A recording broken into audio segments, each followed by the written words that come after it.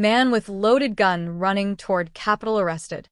Before we jump in, smash the like button if you love dark, real crime stories, subscribe right now because this one gets insane, and drop a comment saying Capitol if you want to know what next immediately after this. Welcome back to the channel. Tonight's story is not just about a man with a loaded gun.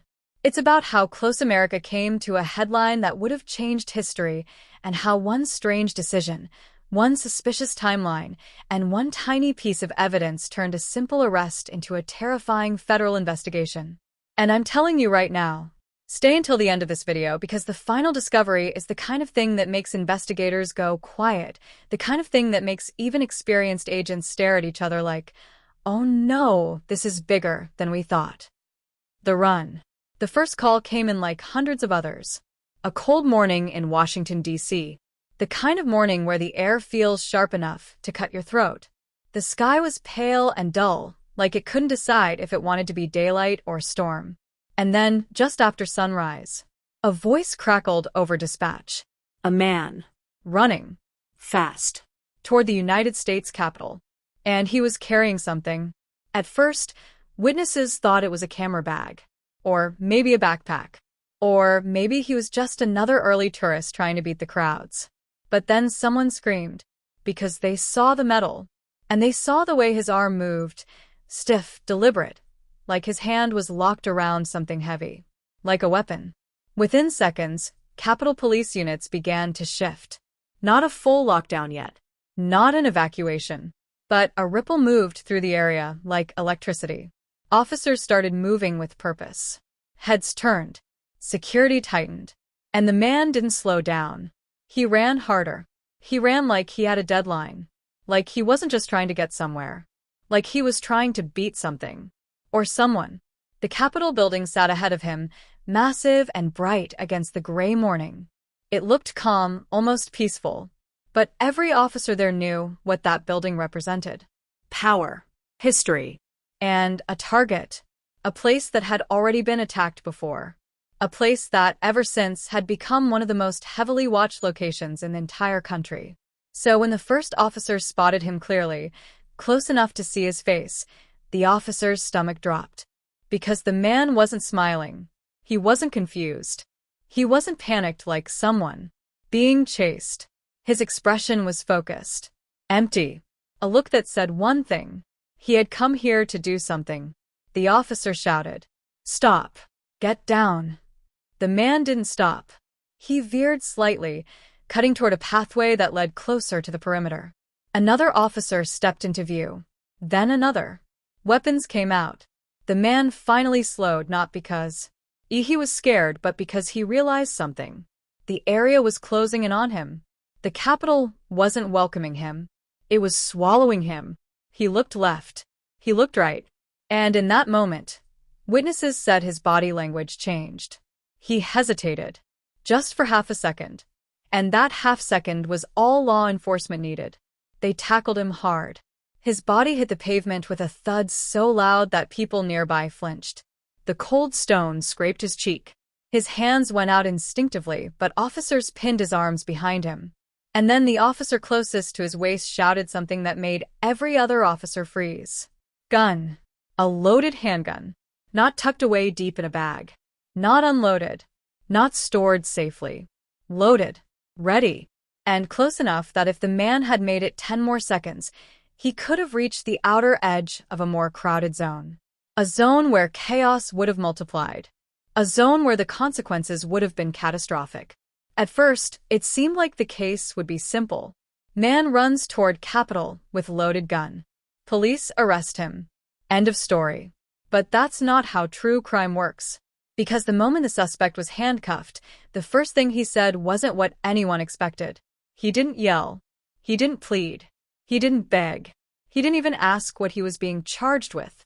Instead, he stared straight ahead and said, "I'm not here for them." The officer holding him asked, "What?" The man blinked slowly, as if he was surprised someone responded. Then he said it again, quieter this time.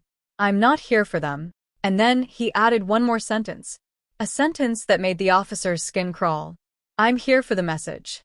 The suspect was taken into custody immediately and transported to a secure holding location. And while the news cameras outside the Capitol started gathering and broadcasting the headline, inside the system, something else was happening. Because the moment his name was run through federal databases, an alert popped up. Not a standard one. Not a traffic warrant. Not a small record. A flag. A federal interest marker. One of the officers leaned closer to the screen, and his face changed. Because the suspect wasn't unknown. He wasn't random. Someone somewhere had already been watching him. By the time he reached the interrogation room, 3 different agencies had been notified: Capitol Police, Metropolitan Police, and federal agents. The room itself was small, bright, and painfully sterile. A metal table, 2 chairs, a camera mounted in the corner. The suspect sat with his hands cuffed in front of him. He looked calm. Too calm. Like this was a routine appointment.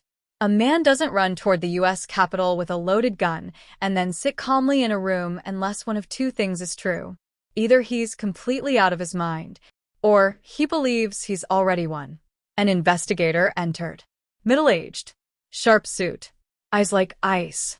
He sat down and slid a folder across the table. Inside was a photo of the suspect running. The moment just before he was tackled. The suspect looked at it and smiled. Not a big smile, just a small, private one. The investigator leaned forward. Tell me why you were running toward the Capitol with a loaded firearm. The suspect didn't answer immediately. He looked up at the camera. Then he looked back down at the investigator. And he said, because today was the day it was supposed to happen. The investigator's pen stopped moving. What was supposed to happen? The suspect leaned back. And for the first time, his calm expression cracked. Not with fear. With frustration. Like someone who'd been interrupted right before the climax of a plan. He said, you stopped me before the final step. Outside the interrogation room, agents started going through his belongings. His phone. His wallet. His keys. His clothing. And then they found something that instantly shifted the case from armed suspect to possible terror incident. A folded paper, tucked into his jacket pocket. It wasn't a map. It wasn't a letter. It was a printed schedule. A schedule of events, times, locations, security notes. And at the top of the page, in bold letters, was a phrase that made every agent in the room go silent. Operation West Door. One agent asked, what the hell is this? Another agent flipped the page. And that's when they saw it. A list of names. Not random names. Not strangers. Names of real people. Government officials. Staffers. And one name circled in thick black ink. A name that, if something happened to them, would send the entire country into panic. The investigator returned to the interrogation room. His tone had changed now. Less casual. More controlled. He placed the paper on the table. The suspect looked at it, then looked up. His smile disappeared. The investigator asked, who gave you this? The suspect stared at the paper for a long time. And then he whispered something so quietly the investigator almost didn't hear it. They told me you wouldn't believe me. The investigator leaned closer. Who told you? The suspect swallowed. His eyes flicked toward the camera again. Then he said, you already know them. And that's when the investigator realized something terrifying. This wasn't a lone man. This wasn't random madness. This wasn't an isolated threat. Because the suspect wasn't acting like someone who made a desperate choice. He was acting like someone who was following a plan. A plan that was already in motion. A plan that might still be happening right now. The investigator stood up fast. He walked out of the room. And in the hallway, he turned to the agents and said the words that changed everything. Lock down the perimeter again. One agent asked, why? We already have him. The investigator's face was pale. Because I don't think he was the only one. But then, just as they were about to expand the search, a tech analyst called out from across the room. Her voice was shaking. Sir, you need to see this. She had the suspect's phone open. And on the screen was a message thread. A group chat. The last message was sent just minutes before the man started running. It said, If you get caught, don't talk. We'll finish it without you. The investigator stared at the screen. Then he whispered, "Oh my God." Because beneath that message was a photo attachment. A photo taken from inside Washington, D.C. And in the background of the photo, barely visible but unmistakable, was the Capitol. And the timestamp showed it was taken after the suspect was already in custody, meaning someone else was still out there. And they were still moving. And they were still close. The second shadow. Before we continue, hit subscribe right now because this story is about to flip, and I promise you, the ending off will have you replaying the whole video. And real quick, drop a comment saying West Door if you think this suspect wasn't acting alone, because you're about to see why investigators started believing the same thing. The photo on the phone sat on the screen like a threat. A blurry shot of the Capitol in the background, taken from somewhere close enough that you could almost feel the air of the place. And the timestamp, it didn't make sense. The suspect was already handcuffed, already inside, already under guard. So, if that photo was real, then someone else had been in position. Someone else had been watching. And worse, someone else had been waiting for a signal. The room changed instantly. No more casual conversation. No more, maybe it's nothing. Now it was a full-body tension, the kind that makes grown men stop breathing for a second. The investigator didn't yell. He didn't panic. He simply turned and said one sentence that made every officer in the hallway move like machines. "Find out who took that photo." Within minutes, the Capitol perimeter tightened again. More units were deployed. More surveillance feeds were pulled up. More eyes were scanning every entrance, every fence line, every street corner. But the most terrifying part wasn't what they saw. It was what they didn't. Because Washington, D.C. is never empty. There are always tourists, always staffers, always people moving. So, how do you find the one person who's there for the wrong reason? How do you spot the threat when it blends into the crowd? Inside the interrogation room, the suspect sat quietly. But the calm was starting to crack. The investigator came back in and placed the phone on the table. The suspect stared at it. The investigator leaned in. "You weren't alone." The suspect's jaw tightened. The investigator continued, voice low. "That photo was taken after we arrested you. That means somebody else is still out there." The suspect didn't respond, but his eyes did something strange. They flickered. Not toward the investigator, not toward the phone, toward the door. Like he was listening for something, like he was waiting for a sound. A siren, a scream, a radio call, something that would confirm the next step. And then, finally, he spoke. "You're too late." The investigator's face hardened. "Too late for what?" The suspect smiled, but this time it wasn't proud. It was bitter. Too late to stop the message. At that exact moment, outside the building, a command post was being set up. Screens, maps, audio feeds, phone logs. The suspect's group chat was still open. The agents didn't know how many people were in it. 2, 5, 10? But they knew one thing. This wasn't random. This wasn't a man having a breakdown. This was coordinated. And coordination meant planning. And planning meant the possibility of something worse. A digital forensics specialist began digging through the suspect's phone. At first, it was normal. Search history, messages, contacts. But then she found something that made her sit back in her chair slowly, like her spine had turned to ice. A folder, hidden, encrypted, with a title that was almost too bold to be real. After. She clicked it, and inside were dozens of images. Not memes, not random photos. Surveillance-style images. Photos taken from across streets, from behind trees, from inside parked cars. Photos of security gates. Photos of police positions. Photos of staff members. And one photo in particular made the entire room go dead quiet.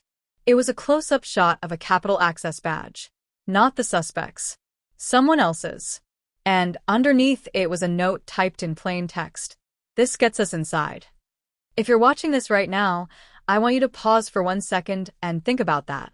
Because it means the scariest possibility wasn't that someone was outside the Capitol. It was that someone might already be inside. The investigator walked back into the interrogation room. This time, he didn't sit. He stood over the suspect like a shadow. He slid the photo of the badge onto the table. The suspect's eyes widened for the first time, and that reaction was the loudest confession the room could have asked for. The investigator spoke slowly. "Who is the badge from?" The suspect stared at the photo like it was radioactive. Then he said something that made the investigator's blood run cold. "She volunteered." The investigator's face tightened. "What do you mean she volunteered?" The suspect licked his lips. She believed. She said she wanted to be part of history. The investigator stepped back. He looked at the one-way mirror, and the agents behind it were already moving. Because now, it wasn't just a case of a man with a loaded gun. Now it was a possible insider breach. A security nightmare. The next hour became a blur of motion. Agents cross-referenced the badge number.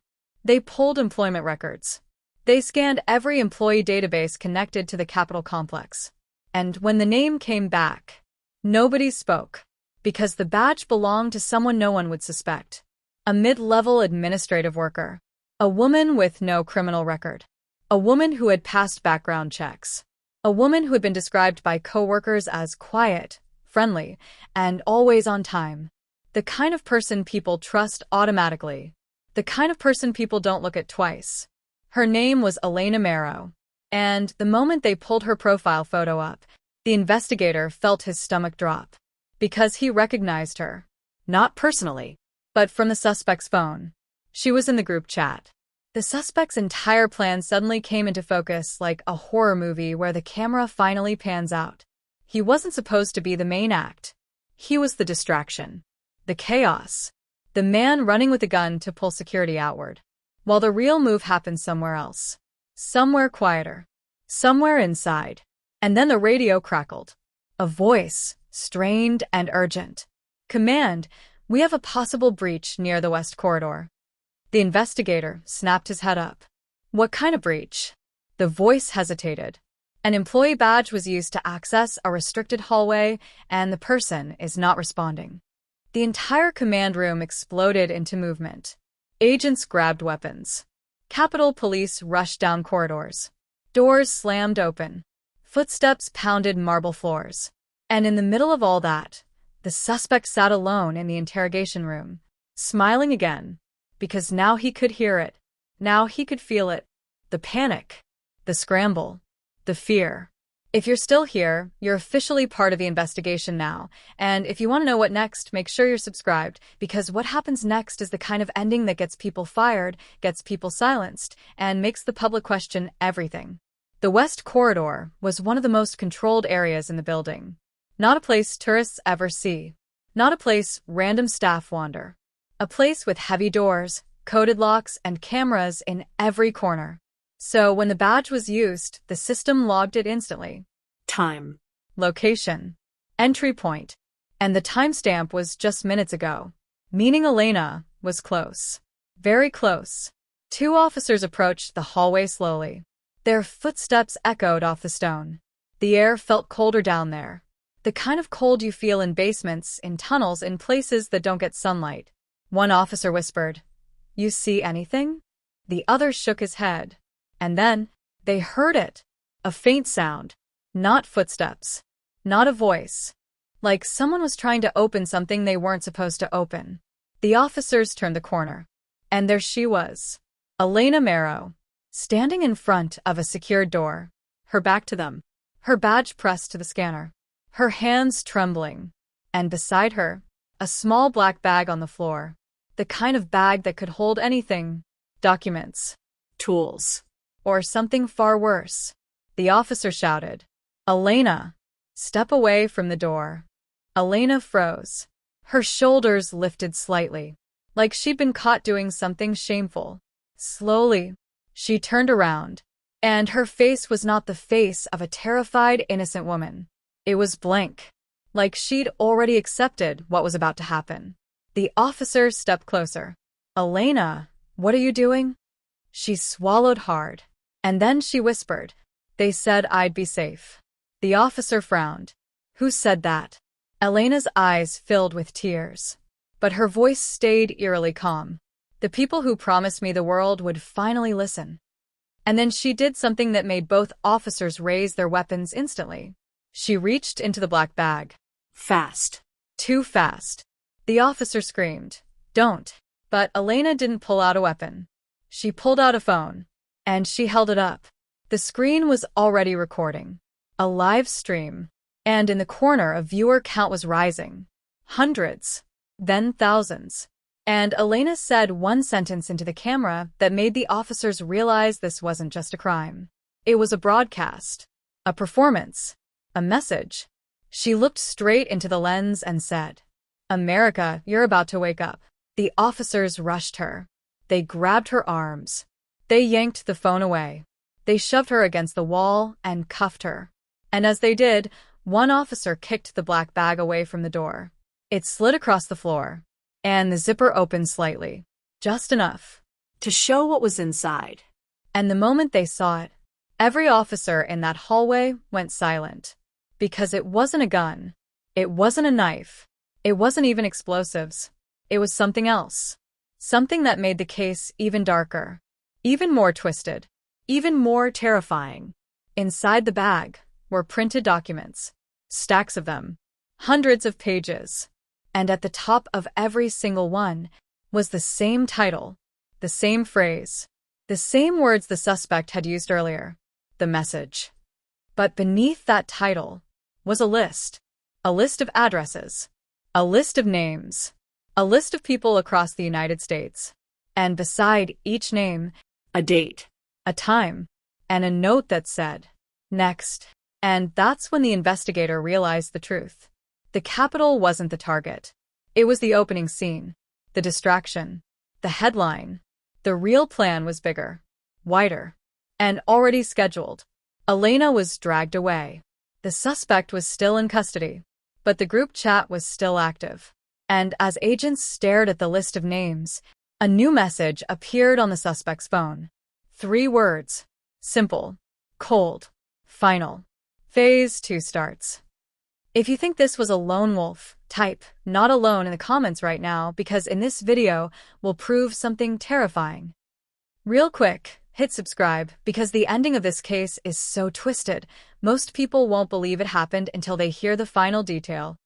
If you're still watching, you're one of the real ones. Smash like so YouTube pushes the story, because this is the kind of crime that gets buried fast. Comment phase 2 if you want me to drop immediately, because what they found inside that bag is only the beginning. Phase 2. Before we finish this, subscribe right now, because this ending is the kind of true crime conclusion that makes people sit in silence after the video ends. And if you've made it this far, hit like, not just for the algorithm, but because this story proves something terrifying. Sometimes the biggest threats don't look dangerous at all. Now, let's finish what they started. The moment the message appeared, Phase 2 starts. The command room went dead. Not because nobody knew what to do, but because everybody knew what it meant. A plan that has a Phase 2 isn't a threat. It's a system. It's organized. It's rehearsed. And most importantly, it's already moving. The investigators stare at the screen, then turn to the analysts. How many names are on that list? The tech specialist didn't answer right away. Her hands shook as she scrolled. Then she whispered, "Over 100. The room went quiet again. Because the list wasn't just names. It was locations. Times. Dates. And each entry had one chilling label beside it. Next. Elena Marrow sat in a separate interrogation room now. She wasn't screaming. She wasn't fighting. She looked relieved. Like she had finally been allowed to stop pretending. The investigator entered, placed the documents on the table, and spoke softly. "Elena." "Who are they?" Elena stared at the pages. Then she said something that made every hair on the investigator's arm stand up. "They're not they." The investigator narrowed his eyes. "What does that mean?" Elena leaned forward, her voice almost calm enough to be comforting. "It's not a group. It's a network." At the same time, the suspect, the man who ran toward the Capitol with the loaded gun, was still in custody. But now his role was clear. He wasn't the mastermind. He was the flare in the sky, the distraction, the headline. The chaos that would dominate every news channel while the real operation quietly moved behind the scenes. And the worst part? It worked. Because while the country watched a single man get tackled outside the Capitol, no one noticed the other doors opening. No one noticed the other names being activated. No one noticed Phase 2. The FBI moved fast. Within an hour, the list was uploaded into a secure system. Addresses were cross-checked. Names were compared against databases. And the first pattern hit like a punch to the throat. These weren't random people. They weren't politicians. They weren't celebrities. They weren't wealthy. They were normal. Teachers, nurses, postal workers, small-town officials, people who lived quiet lives. The kind of people you'd never imagine being connected to a national threat. But there was something they all had in common. Something hidden under the surface. A shared detail in their history. A shared digital footprint. A shared membership in something that didn't look like a crime at first. It started online. That's how it always starts. A forum. A private chat group. A place where people who feel ignored can finally feel heard. A place where frustration turns into identity. And identity turns into obsession. And obsession turns into action. The investigators stared at the intelligence report. One phrase repeated again and again in the messages. The message must be delivered. Not "we want money." Not "we want power." Not "we want revenge." No. This was worse. Because it wasn't about gain. It was about belief. And people who commit crimes for belief don't stop when they get scared. They stop when they get caught. Or when they succeed. The group chat on the suspect's phone kept updating. Agents watched it live, hoping someone would slip. Hoping someone would reveal a location. A name. A mistake. But instead, the messages were cold and coded. Short. Efficient. Like military communication. Then a new message appeared. One line. Do not trust the woman. The investigator froze. What woman? The tech analyst looked up. Elena. The investigator's blood ran cold. Because Elena had already been arrested. Meaning someone in the network knew. Meaning someone in the network had eyes inside the system. Meaning the network wasn't just in Washington.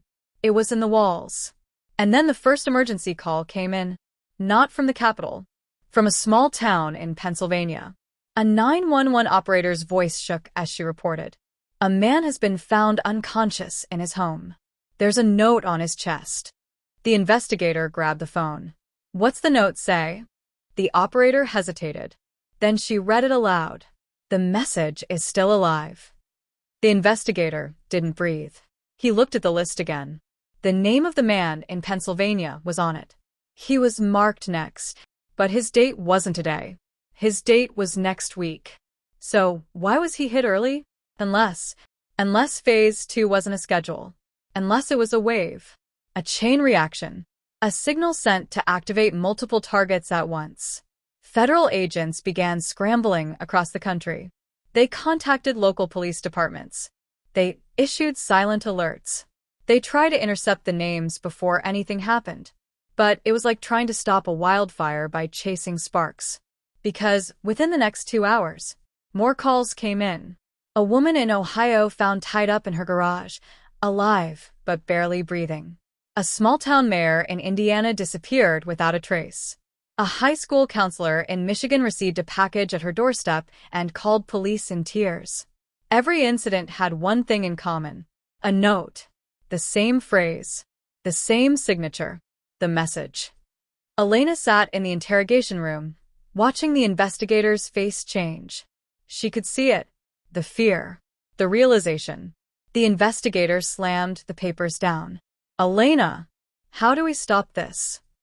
Elena blinked slowly. Then she said the most terrifying sentence of the entire case. You can't. The investigator leaned in, furious now. Yes, we can. Tell me how. Elena's lips trembled. And for the first time, she looked genuinely scared. Not of prison. Not of punishment. But of what she had helped unleash. She whispered, They don't need me anymore. The investigator stepped back, his mind racing. If Elena wasn't needed, if the suspect wasn't needed, Then the network was built to survive without its pieces, which meant the person at the center hadn't been caught. Not even close. The FBI traced the group chat. They tracked IP addresses. They pulled metadata. They tried to locate the admin. And after hours of digital warfare, they got a hit. A location ping. Not in Washington. Not even in the US. The signal bounced through Europe. Then back to the States. Then to another country.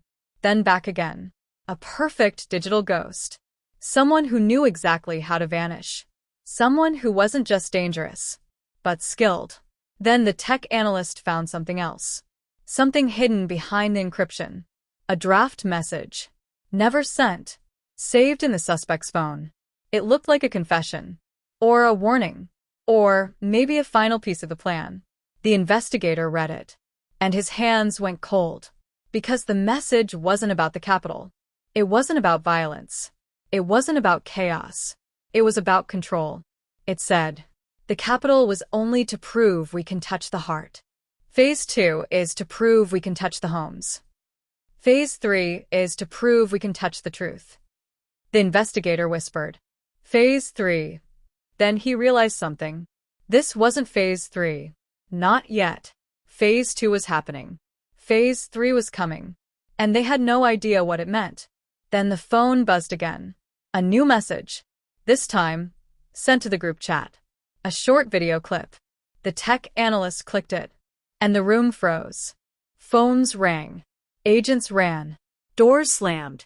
And in the middle of all that chaos, the suspect in custody began laughing.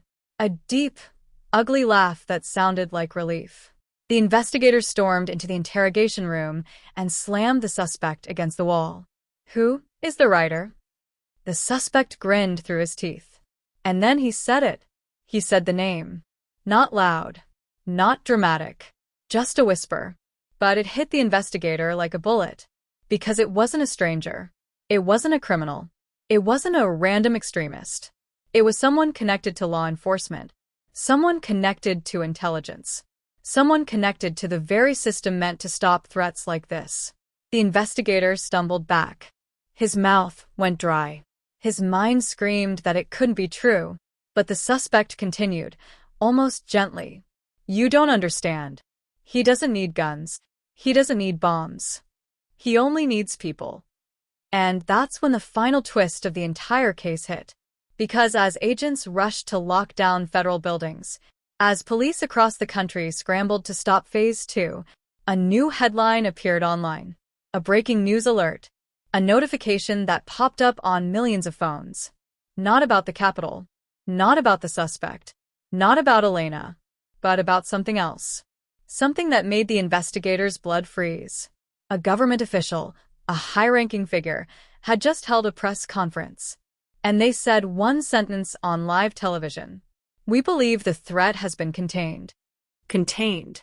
The investigator stared at the screen. Because he knew. He knew in his bones. The threat wasn't contained. The threat was speaking. The threat was shaping the narrative. The threat was rewriting the truth in real time. And then the tech analyst screamed, Sir! The group chat. The investigator spun around. On the screen was the final message. The last message ever sent. And it was only 6 words. 6 words that made the entire room feel like it lost oxygen. The message has already been delivered. The investigator's phone rang immediately. A direct line. A federal supervisor. His voice was shaking. Turn on the news.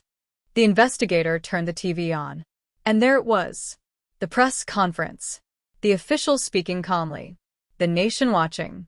And, behind the official, standing slightly out of focus, was a familiar face. A man in a suit. A man with calm eyes. A man who looked like he belonged there. The investigator recognized him instantly. Because he had been in the command room earlier. He had been helping. He had been coordinating. He had been trusted. The writer. The investigator's mouth opened, but no sound came out. Because the realization was unbearable. The entire case had been staged. Not to attack the Capitol. Not to kill a politician. Not to create chaos. But to prove something darker. to prove they could control the story, control the fear, control the attention, control the truth. The final report would later be classified. Most of the public would never know the full details. They would remember the headline, "Man with loaded gun running toward Capitol arrested." They would think it ended there. But the people inside that command room, the ones who saw the list, the ones who watched Phase 2 begin, the ones who realized who the writer was, they knew something the public never would. The arrest was never the victory. It was the opening page. And 3 months later, a federal building received a plain white envelope. No return address. Inside was a single sheet of paper, and on it were the final words of the network. Next time, we won't need a runner. If this story just had your heart racing, you're not ready for the next one. Subscribe right now so you don't miss it, because the next case I'm dropping makes this one look like a warning shot. For viral CTA lines for CTR plus subscribe plus like plus comment hooks. If you think the writer was inside the government, type inside job in the comments, because this twist is going to haunt you. Hit subscribe right now, because the next story on this channel is even darker, and I promise you, you won't see the ending coming. Smash like if this story made you feel that cold fear in your chest, because that's how you know it's real-world terrifying.